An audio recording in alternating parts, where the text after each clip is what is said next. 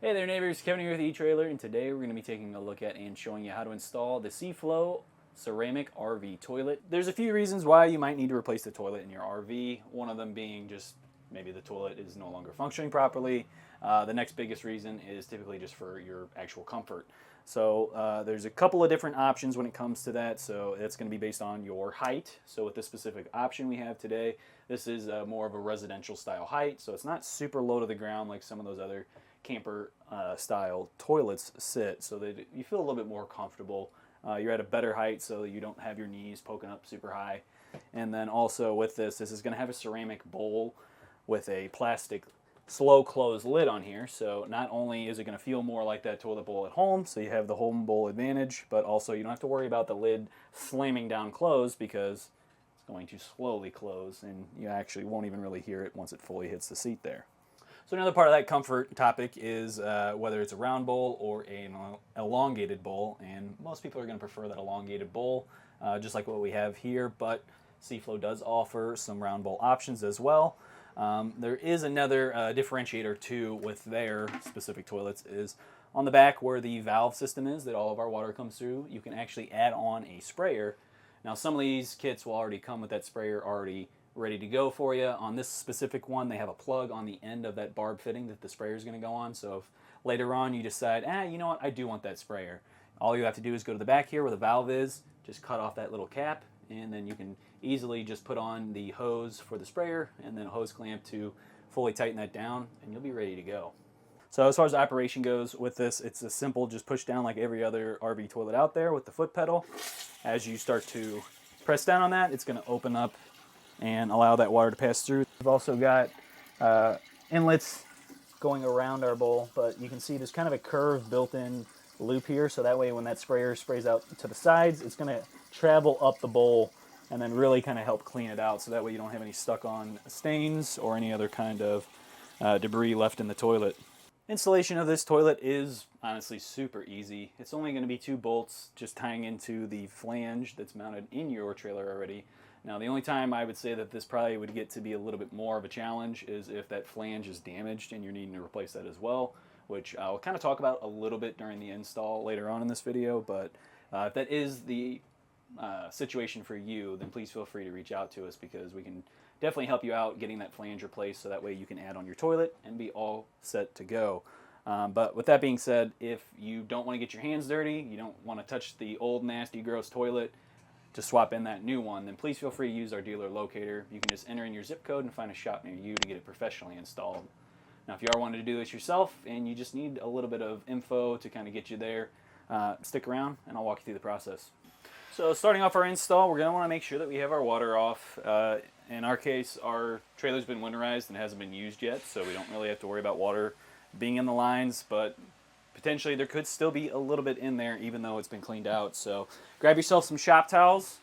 We're also going to need a wrench so that we can undo the flange bolts on our toilet so we can get that removed. I've also got the box for my new toilet sitting here because I don't want to drag all of that wastewater that could be dripping out of here all throughout our trailer to get out. So I'm going to toss it right into the box and I can take the box right out of here and kind of minimize our mess here. So I'm going to start down at our flange bolts. There's going to be one on either side, right in the middle. And in my case here, I am in need of an 11mm wrench. So that way I can get this nut off. So I'm going to get this side off. And there will be caps over this. So with this specific one, you're just pulling it straight up. And it just kind of clicks into that flange bolt. So we'll pull those up out of the way, revealing those. And I'm going to get these taken off real quick.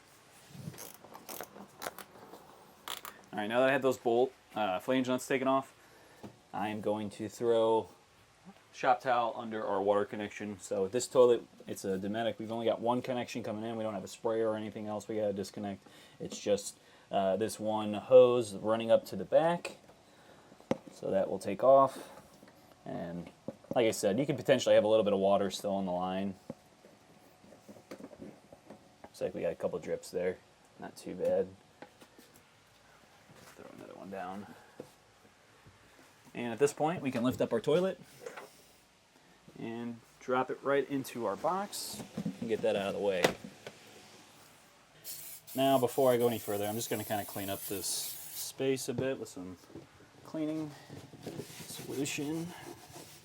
You can also pop up those old flange bolts. We're going to be replacing those with our new one. And for your flange, this is a good time to kind of take a look at it, make sure there's no cracks in it, it's not breaking, no issues to where you need to replace it. If you do, we will need to know exactly how it connects, because there are ones that thread on, and then there's also ones that you'd have to glue into place, so then we'd have to kind of do a little bit more exploring to figure out exactly what type you have. Now, the most important measurement here is going to be our rough-in measurement, and that's going to tell us if we have enough space for our toilet to mount to our flange, and then still have enough room behind it, the toilet, so it's going to fit up against our wall. So to get that, what you do is you would go from the center of your flange back to the wall, and this one is well over a foot, so we're pretty good. Most toilets are going to be starting out kind of in that 8.5 inch range. Ours today is at 8.5 inch rough-in, and then a lot of the other ones that are on the market are really kind of in that 10 inch and 11 inch rough-in. So we've got plenty of space, no problems fitting our toilet in. So at this point, let's get our gasket onto the bottom of our toilet, and then we can get it in place. So in your kit, you're going to find a little gasket just like this, and you'll notice there's a lip, and that lip is going to be facing down towards our toilet flange. So we'll just pop this onto the bottom of the toilet just like so. And as we tighten down those flange bolts, that's going to squeeze and compress this and help keep those sewer gases down inside of our black tank. At this point, we can now pop that back up. I'm going to grab my flange bolts, and we'll just slide those into place, just like their previous ones were. And then we'll lift up our toilet and line it up.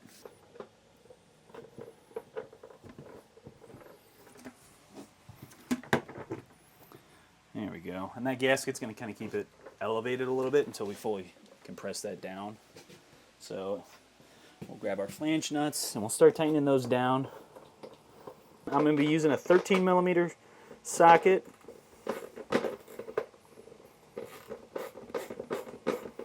I'm going to try to do this evenly, so I'll do a little bit on this side and keep going back and forth.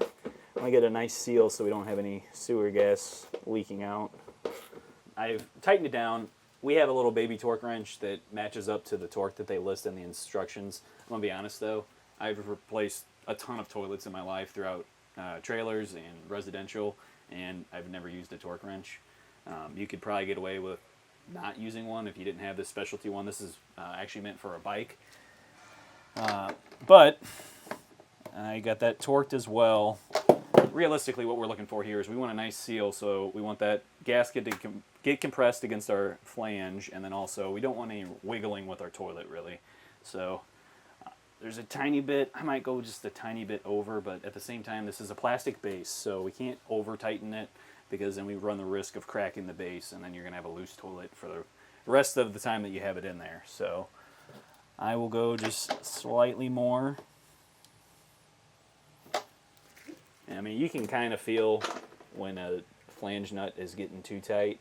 Now at this point, this is kind of just your own personal preference. If you wanted to actually caulk around the base, that's going to help prevent, or essentially give you a little bit more of a seal, so that way if there was a leak between the gasket and the flange, it wouldn't be smelling inside of your camper. It'd kind of stop it right there with the sealant, keeping it just inside of the base. But at the same time, if you had a leak where stuff was coming up, or maybe it wasn't going straight down that drain line and it was kind of coming out and leaking inside of here, you wouldn't know it until you actually removed the toilet or you saw the floor rotting out. So in my opinion, I prefer to not caulk it and then have that leak actually show, so that way I can deal with the problem right away before it becomes a bigger issue.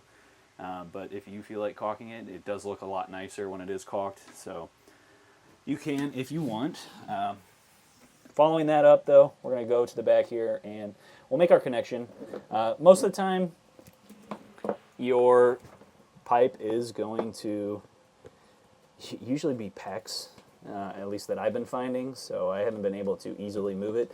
And our trailer today does have a flexible hose, so I'm actually able to just thread this right on, no problem. You might find that you need to go to the hardware store and pick up an adapter hose in some cases. I have run into that myself a few times.